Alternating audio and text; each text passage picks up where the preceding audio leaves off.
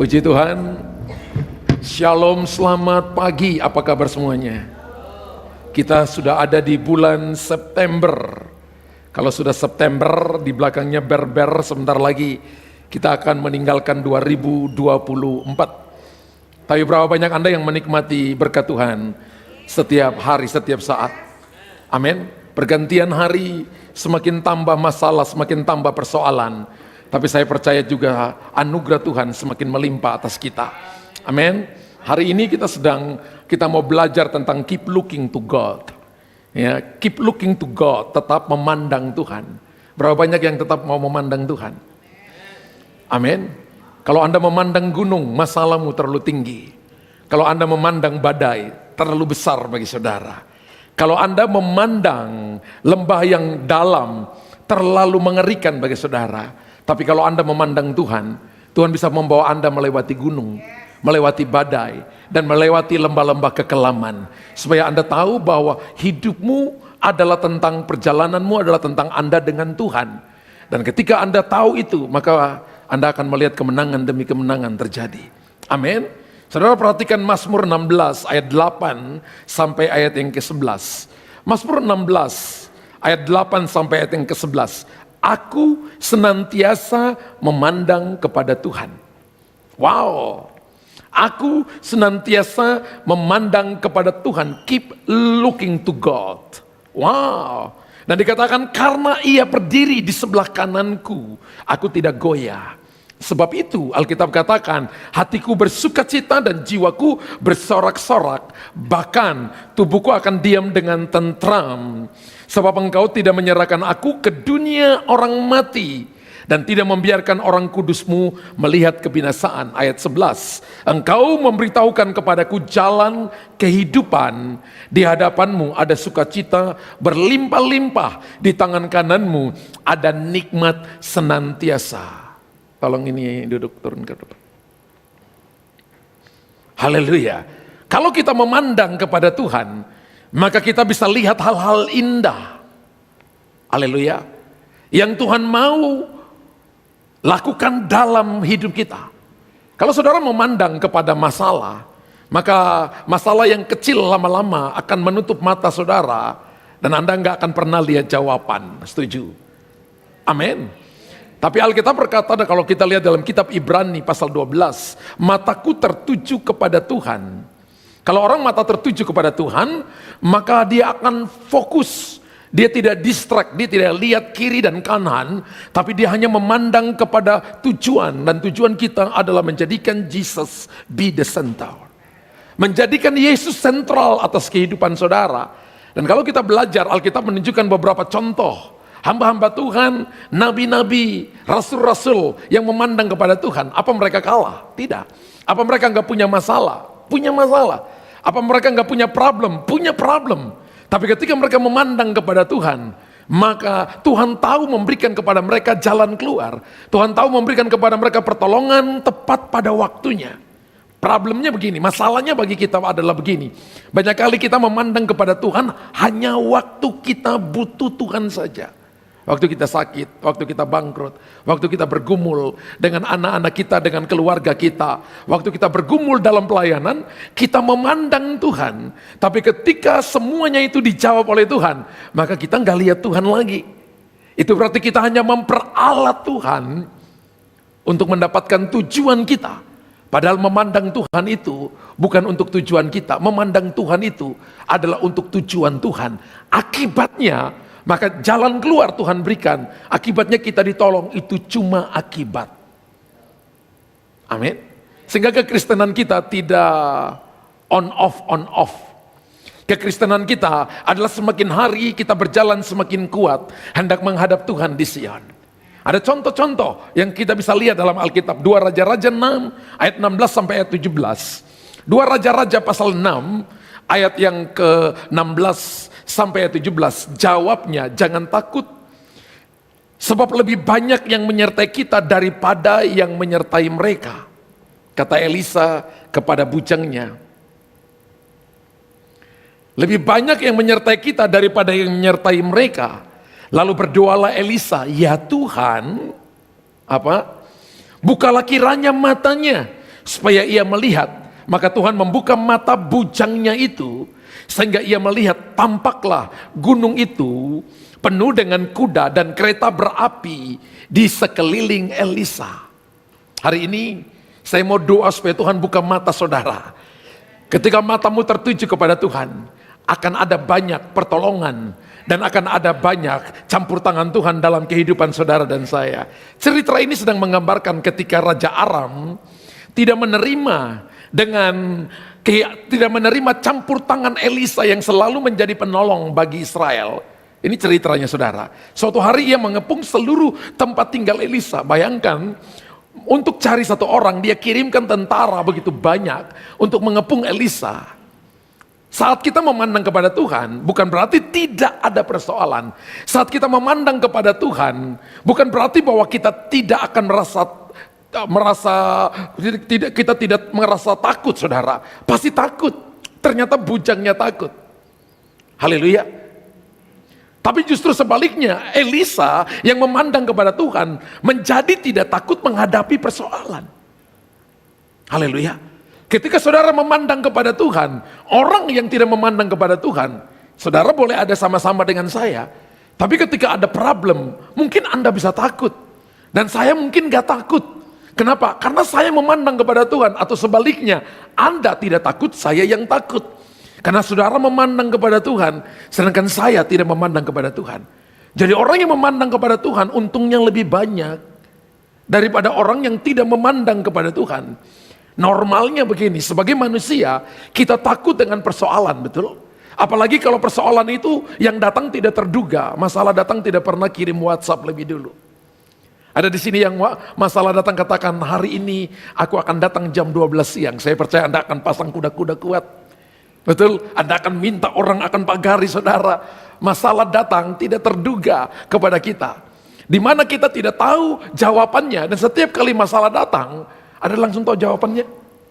Berapa banyak jemaat yang datang kepada saya, Pak Gembala tolong doain saya. Pak Gembala, aku gak tahu jawabannya. Bisnisku begini, pekerjaanku begini, keluargaku begini. Banyak kali kita tidak tahu jawabannya. Mazmur 16 ayat 8 berkata begini. Mazmur 16 ayat yang ke-8. Aku senantiasa memandang kepada Tuhan, karena ia berdiri di sebelah kananku, aku tidak goyah. Wow. Mazmur 16 ayat yang ke-8 berkata, Daud berkata, aku senantiasa, bukan sekali-sekali, tapi selalu. Anda mau hidupmu tidak goyah? Anda mau hidupmu diberkati oleh Tuhan? Terus memandang kepada Tuhan. Orang memandang kepada Tuhan itu tidak membesarkan masalah. Betul. Orang memandang kepada Tuhan tidak membesarkan persoalan. Tapi orang memandang kepada Tuhan adalah membesarkan Tuhan dan masalah jadi kecil. Kasih tahu kiri kanan. Orang memandang kepada Tuhan tidak membesarkan masalah, tapi membesarkan Tuhan, maka masalah menjadi kecil. Jadi ketika Anda memandang kepada Tuhan, fokusnya bukan persoalan, betul? Tapi fokusnya adalah Tuhan, bukan memandang kepada persoalan yang makin membuat goyah. Karena Tuhan berada dekat kita, aku tidak akan goyah. Menurut Mazmur 16 ayat yang ke-8 tadi, Daud berkata, aku senantiasa memandang kepada Tuhan, karena ia berdiri di sebelah kananku, aku tidak goyah. Dari Anda melihat saya lihat beberapa dari saudara berdiri kokoh. Kenapa? Karena Anda tahu Tuhanlah penolong bagi saudara. Amin. Haleluya. Coba misalnya saudara begini, letakkan aja benda kecil di depan mata Anda. Saya nggak bisa lihat istri saya nggak bisa lihat Pak Stef. Letakkan aja semakin dekat. Ada yang bisa lihat ketika Anda taruh handphone di depan matamu? Padahal ketika Anda lepaskan handphone, di depan Anda terbentang begitu banyak orang yang memandang Anda dengan begitu banyak keindahan, dengan senyum yang luar biasa, dengan lipstiknya, dengan rambut yang ditata, dengan jas dan dasi yang dipakai. Saudara, tapi banyak kita membesarkan masalah. Orang membesarkan masalah itu seperti menaruh benda kecil di depan matanya. Dia kemana-mana seperti itu. Pandangannya terbatas. Tapi kalau Anda melihat Tuhan, Anda seperti dibawa naik ke tempat yang tinggi, melihat jauh melampaui yang dapat dilihat oleh orang lain, melihat apa yang tidak dapat dilihat oleh orang lain, dan melihat sebelum orang lain melihat. Saudara, ketika Anda menaruh sesuatu yang kecil di depan mata, Anda tidak bisa akan melihat Tuhan yang besar. Karena itu jangan membesar-besarkan masalah. Tapi sebagai orang percaya, kita harus membesar-besarkan Tuhan. Sebab ketika Anda membesar-besarkan Tuhan, pasti ada jalan keluar, pasti ada masa depan, pasti ada kekuatan, pasti pintu akan terbuka, pertolongan akan datang. Sebab daripadanya datang segala yang terbaik. Aku tidak goyah. Kasih tahu kiri kanan, aku tidak goyah. Ya bisa pakai bahasa asli saudara. Ya, yang dari timur, beta tidak goyah. Yang Makassar bilang apa? Ya, beta seng apa? Oh, beta seng goyah. Ya, yang sini bilang apa ya? Di sini. Ya. Yang Jawa bisa, Anda bisa pakai bahasa asli saudara. Amin. Bilang apa Brandly? Bukan amin, maksudnya aku tidak goyah, bahasa Makassarnya ngomong apa? Itu campur, ya. Maka Tuhan mau kita selalu, sudah sampai di situ tadi, kesempatannya sampai di situ. Tuhan berikan kepada kita kesempatan untuk memandang Tuhan. Kesempatannya kapan? Tiap saat. Saya pernah doakan orang yang sudah tinggal beberapa hari lagi, dia dipanggil pulang oleh Tuhan. Dan dia berkata kepada saya, Pak Pendeta, kalau Tuhan sembuhkan saya hari ini, saya mau melayani Tuhan sungguh-sungguh. Saudara pikir terus saya nangis? Tidak, saya marahin orang itu, kurang ajar kamu. Waktu kamu masih kuat, berapa kali saya panggil kamu untuk melayani Tuhan. Tuhan panggil kamu melalui hamba-hamba Tuhan, kamu melayani Tuhan, kamu katakan aku sibuk. Aku sibuk kalau aku tinggalkan bisnisku 3 jam, 4 jam, 5 jam, aku kehilangan omset sekian. Sekarang ketika kamu sakit, kamu sudah gak kuat, kamu mulai katakan kepada Tuhan, kalau sembuhkan aku hari ini, aku akan melayani Tuhan. Belum tentu waktu kamu sehat, mungkin kamu tidak akan kenal Tuhan. 3 hari kemudian dia dipanggil pulang oleh Tuhan. Saudara perhatikan baik-baik. Banyak kali ketika kita terjepit, baru kita tahu bahwa ada seseorang yang mampu menolong kita, yaitu Tuhan. Saya memandang Yesus yang selalu menyertai saya senantiasa. Entah waktu senang, entah waktu tidak senang, entah waktu diberkati, entah waktu bangkrut, entah waktu kita di atas, entah waktu kita di bawah. Ingat Tuhan menyertai kita. Kalau kita memandang Tuhan, aku tidak goyah. Karena di tengah persoalan atau tidak ada persoalan, Tuhan adalah jawabanku. Nah, gereja harus punya ini dalam dirinya. Kalau gereja punya ini dalam dirinya, maka saudara dan saya akan melihat perkara-perkara besar. Elisa menjadi jawaban bagi Israel, dia sendiri. Tapi dia ditakuti. Apa yang ada dalam pikirannya, apa yang Raja Aram omongin di tempat-tempat tersembunyi, didengar oleh Elisa. Kenapa? Karena dia memandang ke Tuhan. Tuhan memberitahukan kepada Elisa apa yang Raja Aram katakan kepada panglima-panglimanya. Strategi perangnya diberitahukan. Saya beritahukan ketika Anda hidup kekristenan seperti ini, Anda akan jadi orang yang diberkati Tuhan. Anda akan jadi orang yang peka dengar suara Tuhan. Anda akan jadi orang yang akan mengerti tentang tuntunan, pola, rancangan, kehendak Tuhan. Sehingga kita melakukannya. Sehingga semua orang akan berpikir bahwa Anda itu lawan. Tapi bagi bangsa Israel, Elisa adalah jawaban dan keselamatan bagi bangsa itu. Kenapa? Karena Tuhan pakai Elisa. Elisa punya 2 arti namanya. My strength is Jehovah. Jehovah is help. Tuhan adalah kekuatanku dan Tuhan adalah penolongku. Gambaran tentang gereja Tuhan. Kita perlu kekuatan Tuhan dan kita perlu pertolongan daripada Tuhan. Amin. Bagaimana kita menerima pertolongan Tuhan dan bagaimana kita beroleh kekuatan dari Tuhan? Jadikan Jesus be the center. Yang kedua, saudara, contoh yang kedua adalah Abraham. Dalam Kejadian 15 ayat 5 sampai ayat yang ke-6, lalu Tuhan membawa Abraham keluar serta berfirman, coba lihat ke langit, hitunglah bintang-bintang. Jika engkau dapat menghitungnya, maka firman-Nya kepadanya, demikianlah banyaknya nanti keturunanmu. Lalu percayalah Abram adalah bapa yang mulia.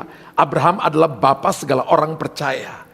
Ya, lalu percayalah Abram kepada Tuhan, maka Tuhan memperhitungkan hal itu kepadanya sebagai kebenaran. Iman dan kebenaran pertama kali disebutkan dalam Alkitab di ayat ini, pada ayat yang ke-6. Ya, dalam Kejadian 15 ayat yang ke-6, iman dan kebenaran pertama kali disebutkan dalam Alkitab di ayat ini, saudara. Maka hal itu diperhitungkan kepadanya sebagai kebenaran. Ayat ini menceritakan Sarah istri Abraham itu sudah lanjut usia. Ketika Tuhan berfirman kepada mereka, Kejadian 15, Sarah berumur 65 tahun, 66 tahun. Dan Abraham beda 10 tahun, umur 76 tahun. Dan Alkitab berkata, Sarah berkata, aku udah mati haid dan tuanku sudah impoten. Sarah tahu suaminya sudah impoten dan dia sudah mati haid. Dan Alkitab berkata begini, bahwa ketika umur Sarah 90 tahun, dia bisa mengandung seorang anak laki-laki. Dan ketika dia melahirkan, dinamakanlah Ishak atau Ishak. Ishak artinya tertawa, saudara. Ya. Dan Abraham umur berapa? 100 tahun. Anda pernah lihat oma-oma 90 tahun, ibu dokter? Pernah lihat ada oma-oma 90 tahun melahirkan? Gak pernah kan? Coba Anda search di Google. Coba search di Google, pernah ada oma-oma yang melahirkan di dunia ini di Google itu kalau nggak salah itu 67 tahun.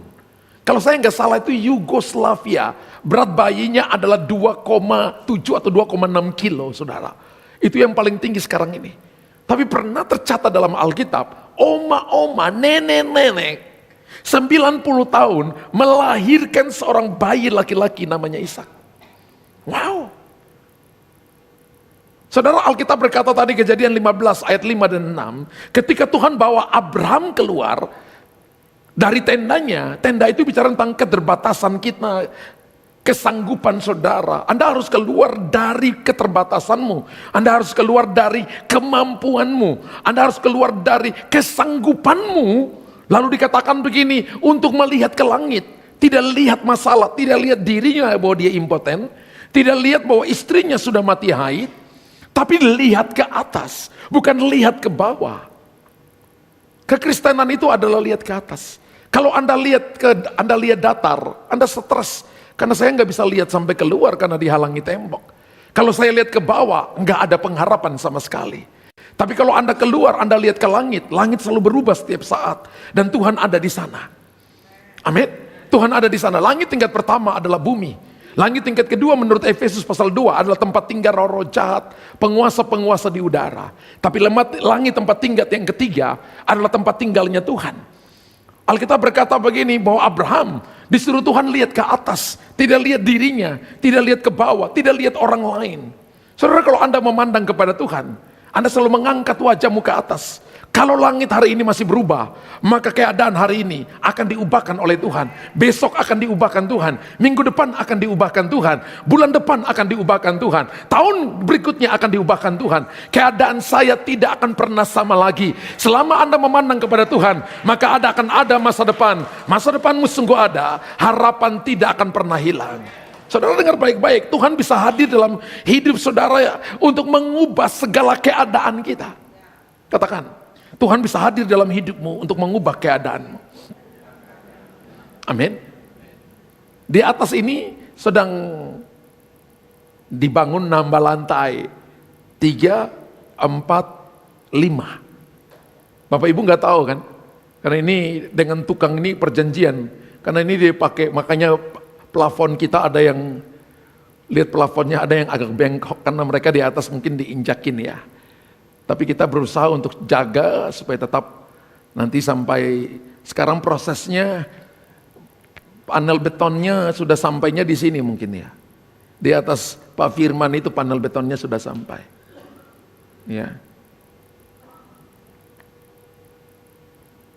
Jadi kita di bawah di sini tapi kita nggak tahu bahwa di atas ini ada pekerjaan. Berdoa supaya next year sudah selesai. Aminnya nggak sampai 10%. Haleluya. Amin. Kenapa? Karena bersama Tuhan. Jangan berhenti untuk coba terus. Ada yang datang seperti Scooby-Doo, punya teman itu Segi datang jalan.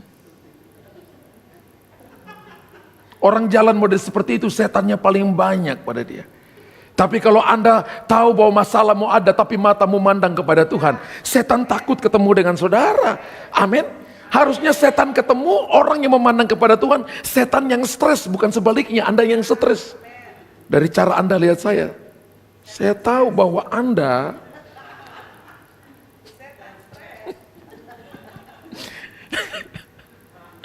Usi ketawanya kencang sekali, ketawa saparua namanya. Ya, harusnya setan yang stres ketemu saudara. Pandang Tuhan, jangan lihat dirimu, jangan lihat ke bawah, jangan lihat ke samping, jangan lihat orang lain, apa lihat mulutnya yang cerewet. Jangan. Lihat Tuhan yang ada di atas, maka Anda akan lihat jawaban, Anda akan lihat jalan keluar, Anda akan lihat kekuatan dan lihat anugerah daripada Tuhan. Jangan berhenti bercoba, jangan berhenti coba terus, jangan berhenti maju terus. Kalau hari ini Anda merayaplah sampai Anda bisa berjalan. Kalau hari ini Anda masih berjalan, berjalanlah terus sampai Anda berlari. Kalau Anda berlari, berlarilah sampai waktunya Anda akan dibawa terbang. Jangan berhenti. Kalau ada orang duduk, melangkahlah. Kalau orang berlari, berjalanlah. Kalau Anda orang mulai terbang, mulailah latih dirimu terbang. Kalau bersama dengan Tuhan, coba terus, bermimpilah yang besar. Karena kalau bermimpi kecil Anda bisa melakukannya. Mimpi yang besar, mimpi yang Anda gak bisa lakukan, mumpung mimpi belum ditarik pajak. Kalau mimpi belum ditarik pajak, urusan pajak ini Pak Firman ini ya. Kalau mimpi sudah ditarik pajak, berhenti bermimpi. Tapi bermimpilah yang besar. Kalau Anda bermimpi besar, memandang Tuhan, maka Anda akan melihat perkara-perkara besar yang akan Tuhan siapkan kepada saudara. Kegagalan pertama bukan akhir dari segalanya. Kasih tahu kiri kanan, kalau aku gagal kemarin, itu bukan akhir dari segalanya. Siapa di sini yang gagal sudah 1 kali? Yang gagal 2 kali? Gagal 3 kali? Ada yang berkata, Pak Pendeta, saya gagal sudah gak bisa hitung. Nah, saya beritahukan ini kepada saudara. Bersama Tuhan terus, coba terus, jangan berhenti. Bersama Tuhan terus, melangkah terus. Bersama Tuhan, kegagalan pertama itu bukan akhir. Siapa tahu kegagalan pertama adalah batu pijakan untuk Anda naik lebih tinggi.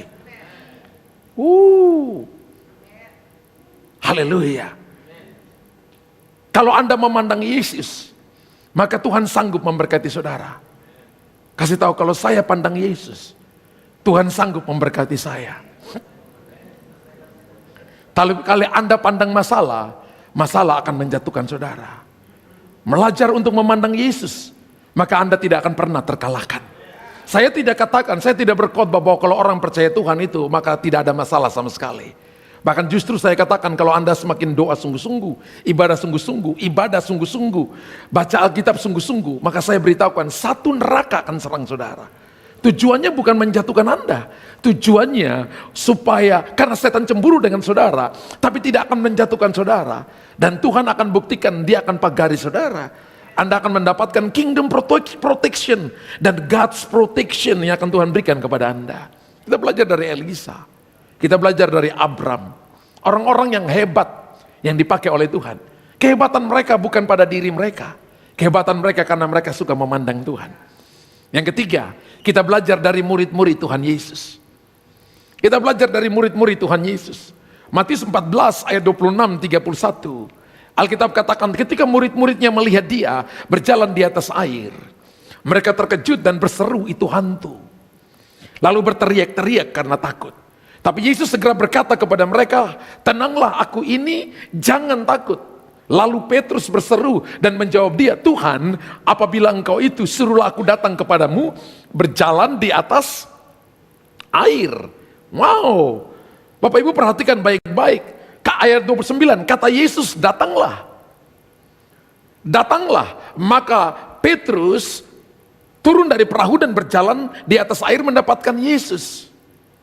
Tetapi ketika dirasanya tiupan angin, takutlah ia dan mulai tenggelam. Lalu berteriak, Tuhan, tolonglah aku. Segera Yesus mengelurkan tangannya memegang dia dan berkata, hai orang yang kurang percaya, mengapa engkau bimbang? Bapak Ibu perhatikan, mereka bukan lihat Tuhan Ketika Yesus datang berjalan di atas air, waktu gelombang, waktu angin kencang, waktu air masuk ke dalam perahu, Yesus datang untuk menolong mereka. Tapi murid-murid tidak melihat itu Tuhan, mereka lihat itu hantu.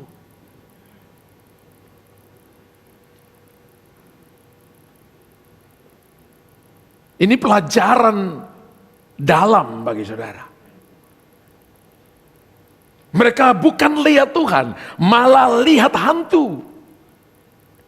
Ini harusnya jangan dibalik saudara ya. Harusnya mereka yang lihat Tuhan bukan hantu. Ada orang pernah lihat Tuhan dan bilang itu hantu. Nah itu murid-murid. Dan murid-murid ini yang juga nanti dipakai oleh Tuhan. Wow. Orang kalau takut itu berteriak-teriak. Orang kalau takut itu akan melihat hal yang salah. Kasih tahu kiri kanan, kalau kamu muka penakut, ayo lihat kiri kanan, tunjuk mukanya. Kalau kamu muka penakut, kamu akan melihat hal yang salah. Tuhan dibilang hantu, betul? Tuhan dibilang hantu. Saudara tahu Tuhan itu kalau huruf tengahnya diputar balik, itu jadi hantu saudara. Itu kalau Anda takut. Kalau Anda lihat badai, kalau Anda lihat angin, masalahku besar Pak Pendeta, ditumpangin tangan, Anda tidak rasa ini hantu mungkin. Anda nggak rasa pertolongan Tuhan. Alkitab katakan, sebab Allah memberikan kepada kita bukan roh ketakutan, melainkan roh yang membangkitkan kekuatan, kasih, dan ketertiban. 2 Timotius 1 ayat yang ke-7. Alkitab berkata, Tuhan tidak pernah memberikan kepada kita roh ketakutan. Yang memberikan Anda dan saya roh ketakutan adalah setan dan dirimu sendiri.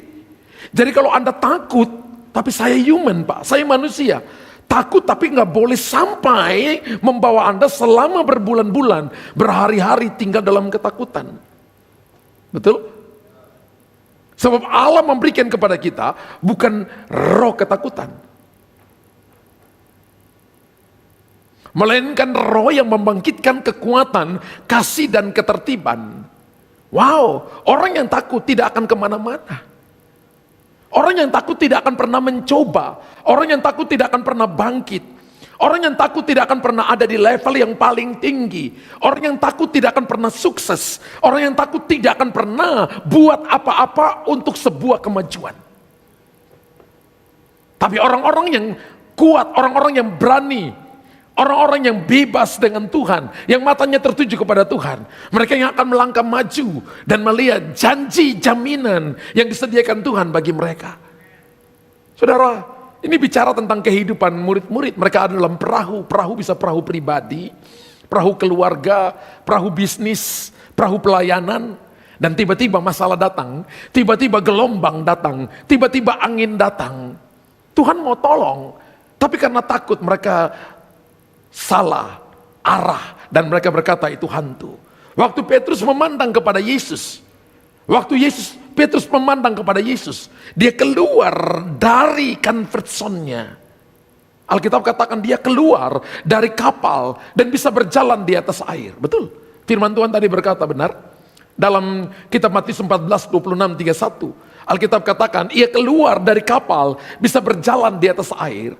Dan waktu itu angin dan ombak, angin ombak bicara tentang problem, bicara tentang struggle yang tidak berhenti datang dalam hidup saudara dan saya. Tetap pandang Tuhan. Kasih tahu kalau ada masalah datang, tetap pandang Tuhan. Jemaat, mari saya beritahukan kepada saudara, hari-hari yang akan kita lalui ke depan tidak akan jadi baik. Hari-hari yang kita akan lalui di depan tidak bisa diterka oleh ahli ekonomi, oleh orang-orang yang hebat di dunia. Apapun gak akan bisa menebak hari-hari yang akan kita lalui. Tapi Alkitab telah menjelaskan kepada kita semua rentetan hari yang akan kita lalui. Dan kalau saudara dan saya baca Alkitab dengan baik, maka hari-hari yang akan kita lewati di depan tidak akan pernah menjadi baik. Tapi bagi orang-orang yang memandang kepada Tuhan, maka akan ada God's protection. Tuhan akan menjaga mereka. Dia Immanuel yang tidak akan pernah meninggalkan saudara dan saya. Amin. Dan Alkitab berkata begini, angin ombak persoalan masalah yang tidak berhenti. tetap pandang Tuhan. Engkau akan melihat kemuliaan Tuhan yang luar biasa. Ketika kita terus memandang Tuhan, sekalipun masalah datang, persoalan datang. Nah, Alkitab berkata waktu Petrus gentar dan tenggelam, Petrus itu main perasaan, saudara. Perasaan itu selalu mendustai, tapi iman itu kebenaran. Dia merasa tiupan angin. Saudara, kalau misalnya Anda lagi dalam masalah dan problem, yang paling berat tekanan itu ada dalam jiwa saudara. Makanya orang kalau ada dalam masalah dan problem, ditipu orang, diambil alih bisnisnya, Anda punya pekerjaan, kedudukannya diambil oleh orang, maka Anda yang biasa tidur jam 10 malam, tiba-tiba tidur jam 2 subuh. Tidur pun juga mata tertutup, tapi tidak bisa tidur sono. Sono itu bahasa Prancis, saudara ya. Tidak tidur nyenyak, saudara. Ya, tidak deep sleep. Ya. Anda nggak bisa tidur nyenyak, saudara. Cilis tahu sono ya. Ya. Ya.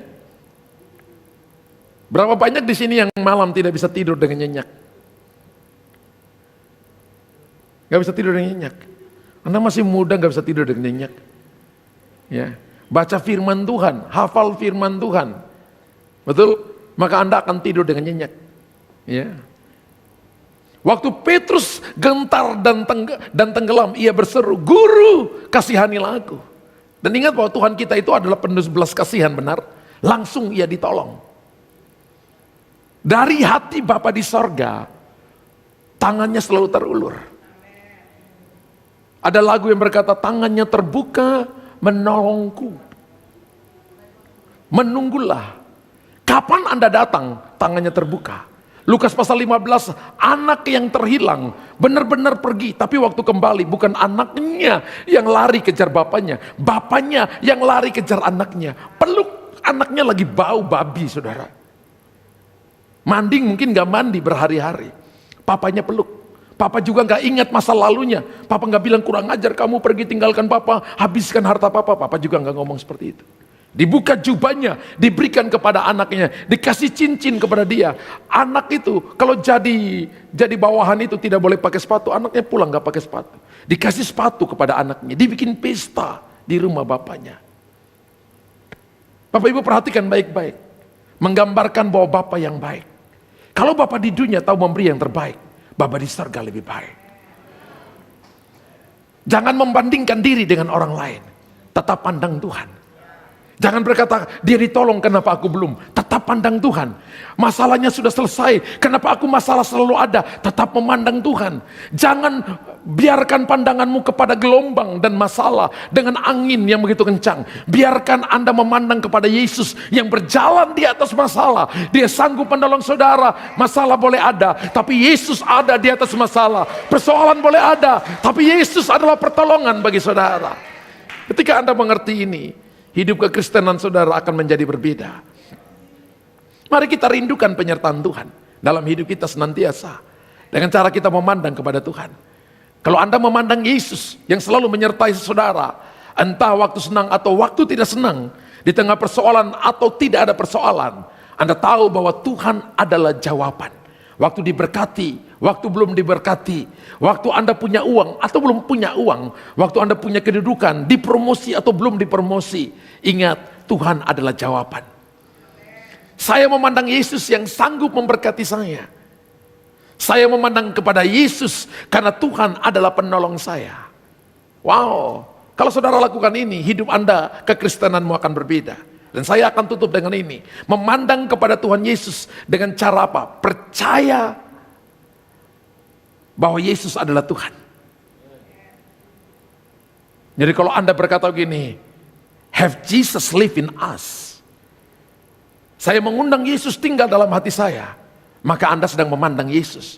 Ketika firman datang, Anda berkata, itu bagiku, itu bagiku.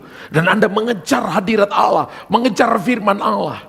Setiap kali ada altar call, Anda katakan, aku merindukan Tuhan lebih dari segalanya. Setiap kali firman diberitakan, aku katakan, aku mau terima, aku mau catat firman Tuhan. Biar firman itu Anda percaya, Anda memandang Tuhan. Dan berusahalah untuk selalu hidup dekat dengan Tuhan. Caranya gimana? Beribadah, berdoa, memuji Tuhan, baca Alkitab. Amin. Itu cara memandang kepada Tuhan. Kemudian yang berikut adalah apa? Rindukan roh Tuhan mengalir, memenuhi hidup Anda. Melalui aliran air hidup. Kenal kita berkata begini, firman Allah adalah Tuhan sendiri. Firman Allah adalah air kehidupan. Saudara yang dahaga, saudara yang rasa kekeringan, Anda butuh firman Tuhan. Dan yang terakhir, izinkan roh Tuhan bekerja. Allah Bapa, Tuhan Yesus itu adalah penguasa tunggal. Kurios itu penguasa tunggal. Wow, biarkan Roh Kudus bekerja. Kalau Anda nggak bisa kendalikan, saudara nggak bisa kendalikan keadaan kan? Anda nggak bisa rubah suamimu, nggak bisa rubah istrimu, nggak bisa rubah orang lain, tapi Anda bisa merubah hatimu. Ketika hatimu berubah, maka biarkan Roh Kudus yang pimpin saudara. Ketika Roh Kudus bekerja, engkau tidak lagi hidup menurut keinginan dagingmu sendiri, tapi Tuhan yang bekerja dan berdaulat atasmu. Orang memandang kepada Tuhan itu untungnya lebih banyak. Amin. Bahkan saya katakan gak ada ruginya. Anda mengalami tertunda, iya. Tapi tertunda bukan berarti Tuhan tidak menjawab doa saudara. Tertunda supaya 1 kali perjalanan, 2 mujizat terjadi sekaligus. Tepuk tangan bagi Allah kita yang hebat dan ajaib. Puji Tuhan, puji Tuhan. Mari Bapak Ibu bangkit berdiri.